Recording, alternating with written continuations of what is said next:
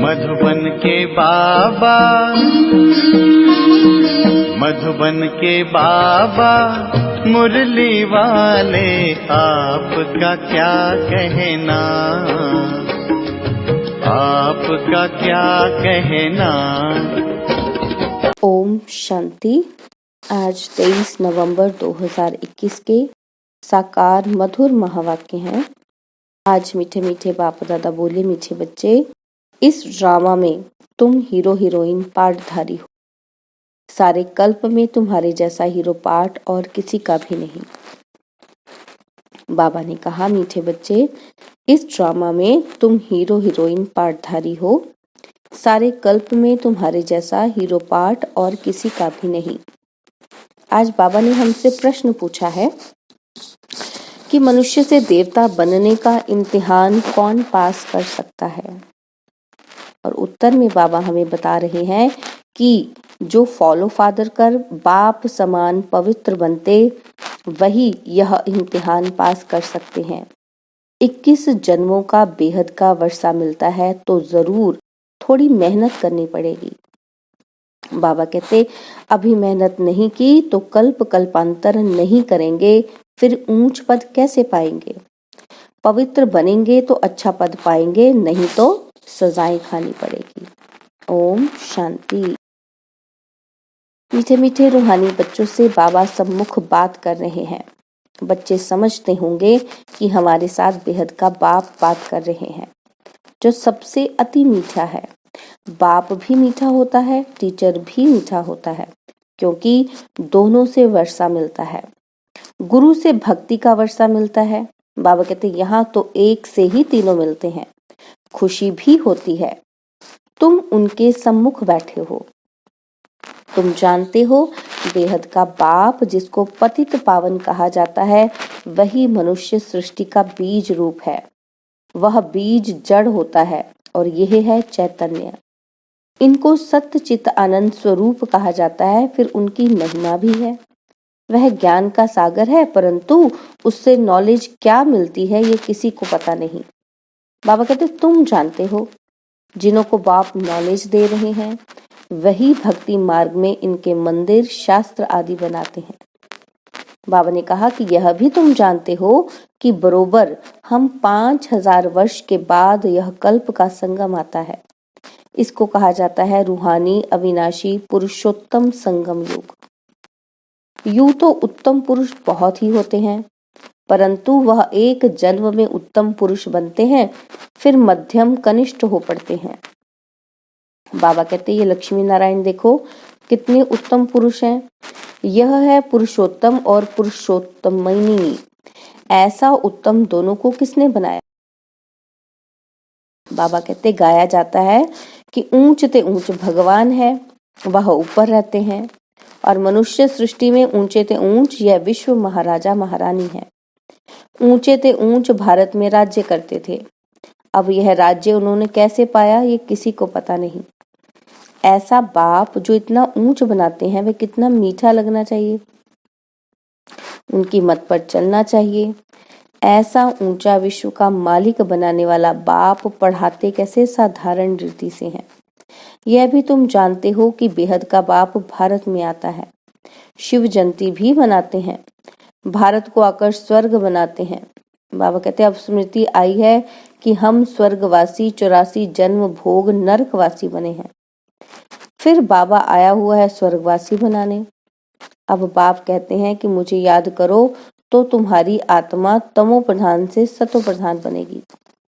सतो प्रधान बनने बिगर वापिस कोई जा नहीं सकते, नहीं तो सजा खानी पड़ेगी।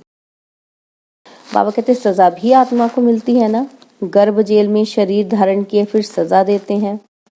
बच्चों को बहुत दुख भोगना पड़ता है। त्राही त्राही करते हैं, कहते हैं फिर पाप नहीं करूंगा। तुम बच्चों को तो गर्भ जेल में आना ही नहीं है। बाबा कहते, वहां गर्भ महल है, क्योंकि पाप होता ही नहीं। और यहाँ रावण राज्य में पाप होता है, तब तो राम राज्य मांगते हैं। परंतु यह जानते नहीं कि रावण राज्य क्या चीज है। जलाते हैं तो खत्म होना चाहिए, फिर जलाते हैं, गोया मरा ही नहीं है। पापा कहते फिर यह सब करने से क्या फायदा? वो लोग जाकर लंका लूट कर आते हैं, एक झाड़ को बीमारी होती है, उसको सोना समझ ले आते हैं। वास्तव में तुम इस समय रावण पर जीत पाते और गोल्डन एज के मालिक बनते हो। बाबा कहते हैं अजमेर में बैकुंठ का मॉडल बनाया है। अब तुम जानते हो कि बाबा आया है बच्चों को फिर से स्वर्ग का मालिक बनाने। हीरे ज्वारों के महलों में हम राज्य करेंगे। अभी तुम बच्चे योग बल से निर्विकारी सतो प्रधान बनते हो। आत्मा संपूर्ण निर्विकारी बन फिर चली जाएगी शांति धाम। वहां दुख की बात नहीं। बाबा ने समझाया है कि इस नाटक में तुम्हारा सबसे बड़ा मुख्य पार्ट है हीरो हीरोइन का। राज्य लेना और गंवाना यह खेल है। हीरो हीरोइन तुम हो। हीरो का अर्थ है मुख्य पाठधारी। तुम गोल्डन एज में पवित्र ग्रस्त आश्रम में रहते थे।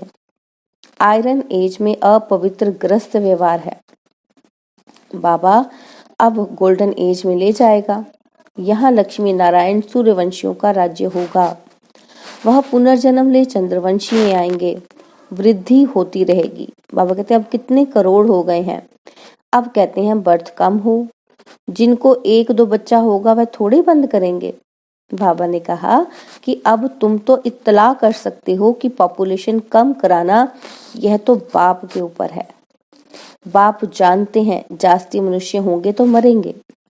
बाबा कहते मैं आया हूँ सबको खलास कर एक धर्म की स्थापना करने। वहां 9 लाख होंगे। छू मंत्र हुआ ना। कलयुग रूपी रात पूरी होकर दिन शुरू हो जाएगा। बर्थ कंट्रोल पर कितना खर्चा करते हैं। बाप का कोई खर्चा नहीं। नेचुरल कैलेमिटीज होंगी, सब खत्म हो जाएगा। ड्रामा में नूंद है। वह लोग जो प्लान बना रहे हैं वह भी ड्रामा में नूंद है। यूरोपवासी यादव, भारतवासी कौरव और पांडव, यह सब एक तरफ, इस तरफ 2 भाई भाई हैं। भारत में भाई भाई हैं जो अभी कलयुग में भाई भाई हैं। तुम अब निकल आए हो संगम पर। बाबा कहते कौरव और पांडव एक ही घर के थे। आत्मा असल में भाई भाई है। तुम आत्माओं से पहले ही, बाबा कहते तुम आत्माओं से ही पहले पहले बाबा मिला है। बाबा के बच्चे हैं ना, तो बाबा पहले पहले हमसे मिला है। रेस में जो पहले पहले आते हैं वह इनाम लेते हैं। तुम्हारी है याद की दौड़। यह कोई शास्त्र में नहीं है। बाप कहते हैं मेरे साथ योग रखो। यह योग की यात्रा इस समय ही होती है। यह यात्रा और कोई सिखला ना सके। सतयुग में ना रूहानी योग ना जिस्मानी योग होता है। वहां दरकार ही नहीं। यह इस समय तुम्हारी बुद्धि में बैठता है। ड्रामा में एक एक सेकंड का एक्ट समझाया है। इसको स्वदर्शन चक्र कहा जाता है। वास्तव में स्वदर्शन चक्रधारी अभी तुम बनते हो। 84 जन्मों का अथवा सृष्टि चक्र का नॉलेज तुमको है। स्व माना आत्मा, आत्मा को यह ज्ञान है तो अभी तुम बच्चे स्वदर्शन चक्रधारी बने हो। हम तुमको कहेंगे रूहानी बच्चों, स्वदर्शन चक्रधारी ब्राह्मण कुलभूषण। इन अक्षरों का अर्थ कोई नया समझ नहीं सकता। यह अलंकार तुमको नहीं देते हैं क्योंकि तुमसे कई भागंती हो जाते हैं। अभी तुम्हारी बुद्धि में 84 का चक्र है। अब नंबर 1 में जाएंगे। पहले घर जाकर फिर देवता बनेंगे और फिर क्षत्रिय वैश्य शूद्र बनेंगे। बाबा कहते कितनी समझ की बात है। इतना भी कोई याद करे तो अहो सौभाग्य। बाकी थोड़ा समय है फिर हम स्वर्ग में जाएंगे। बाकी शास्त्रों में तो बहुत दंत कथाएं लिख दी हैं। कृष्ण जो सभी का प्यारा है उनके लिए भी लिख दिया है कि सर्प ने डसा, यह हुआ। कृष्ण राधे से भी प्यारा लगता है क्योंकि मुरली बजाई है। बाबा कहते ये वास्तव में है ज्ञान की बात। तुम इस समय ज्ञान ज्ञानेश्वरी हो और फिर पढ़कर राज राजेश्वरी बनती हो। यह है एम ऑब्जेक्ट। तुमसे कोई पूछते हैं यहाँ का उद्देश्य क्या है, बोलो मनुष्य से देवता बनना। हम सो देवता थे, 84 जन्मों बाद शूद्र बने, अब फिर ब्राह्मण बने हैं, फिर देवता बनेंगे। पढ़ाने वाला ज्ञान का सागर परमात्मा है, न कि कृष्ण।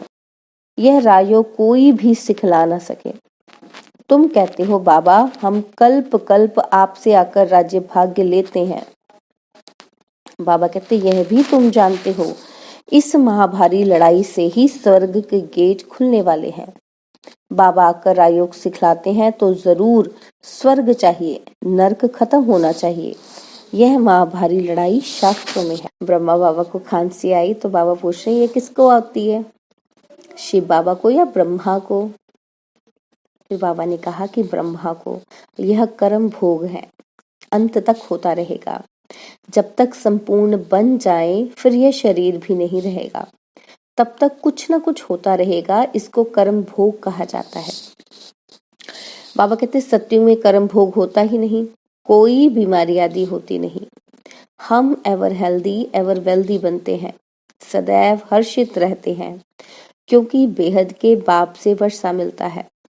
फिर आधा कल्प के बाद दुख शुरू होता है, सो भी जब भक्ति व्यभिचारी हो जाती है तब दुख जास्ती होता है, तब त्राही त्राही करते हैं और फिर विनाश होता है। बाबा कहते अब तुम सम्मुख सुनते हो तो कितना मजा आता है। जानते हो ये हमारा सच्चा बाप, सच्चा टीचर, सच्चा सतगुरु है। यह महिमा एक ही निराकार बाप की है, वह है ऊंचे ते ऊंचा भगवान। उस बाप को याद करो तो ऊंच पद पाएंगे। यह कोई साधु संत महात्मा को तख्त पर नहीं बैठता है, कभी पांव पड़ने भी नहीं देते हैं। बाप कहते हैं मैं तुम्हारा ओबीडियंट सर्वेंट हूँ। इस बात को अंडरलाइन करेंगे। बाबा ने क्या कहा कि मैं तुम्हारा ओबीडियंट सर्वेंट हूँ। देखो बाबा अपने आप को हमारा सर्वेंट कह रहे हैं। बाबा कहते मुझे पैर कहाँ है, तुम माथा किसको टेकेंगे? बहुत गुरुओं को माथा टेकते टेकते तुम्हारी टिप पर ही घिस गई है। बाबा कहते जो भक्ति मार्ग में होता है वह ज्ञान मार्ग में हो न सके। भक्ति मार्ग में कहते हैं कि हे राम, बाप कहते हैं यहाँ कोई आवाज नहीं करना है, अपने को आत्मा समझ गुप्त बाप को याद करना है। हे शिव भी नहीं कहना है। बाबा कहते तुमको तो आवाज से परे जाना है। बच्चे को अंदर में बाप याद रहता है, आत्मा जानती है कि यह हमारा बाबा है।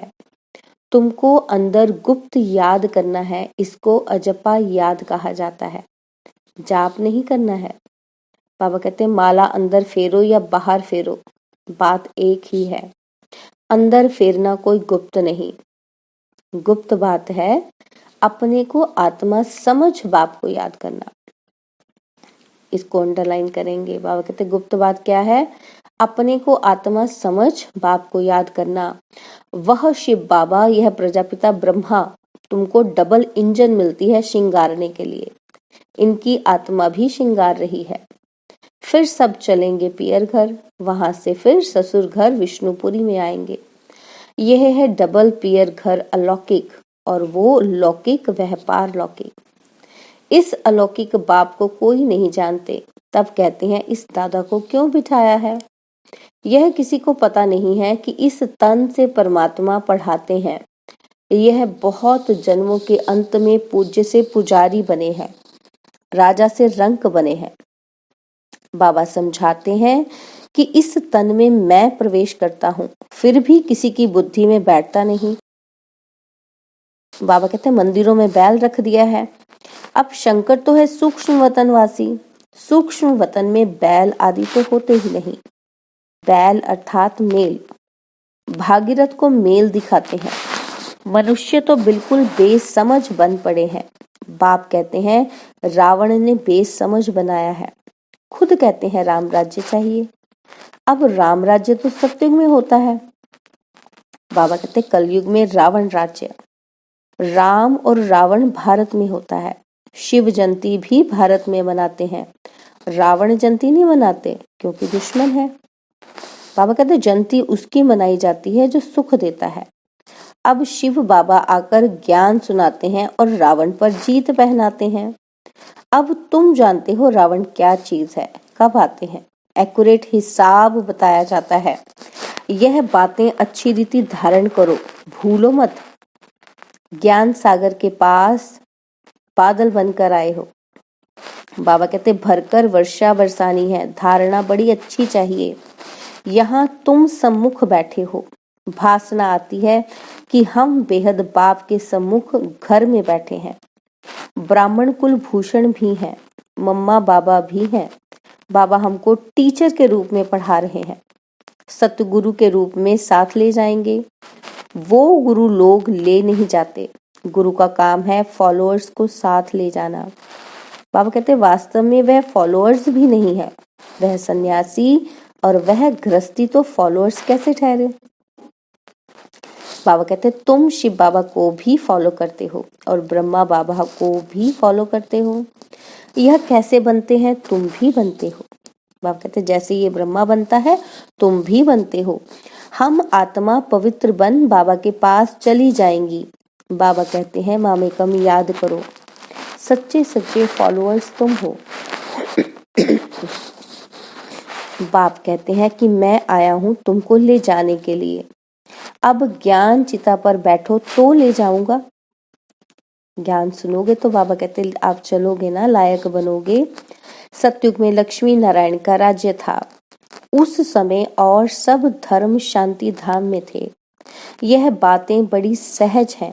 बाबा के फॉलोअर्स बनो, जितना पवित्र बनेंगे अच्छा पद पाएंगे, नहीं तो सजा खानी पड़ेगी। बाबा कहते जाना तो जरूर है, 21 जन्मों का वर्षा मिलता है तो क्यों नहीं मेहनत करनी चाहिए। अब मेहनत नहीं की तो कल्प कल्पांतर नहीं करेंगे, फिर ऊंच पद कैसे पाएंगे। यह बड़ा बेहद का क्लास है, एक ही इम्तिहान है, मनुष्य से देवता बनना है। अच्छा, मीठे मीठे सिकिलदे बच्चों प्रति माता पिता बाप दादा का याद प्यार और गुड मॉर्निंग। रूहानी बाप की रूहानी बच्चों को नमस्ते। हम रूहानी बच्चों की रूहानी बाप दादाजी को दिलवा जान सिकवा प्रेम से नमस्ते।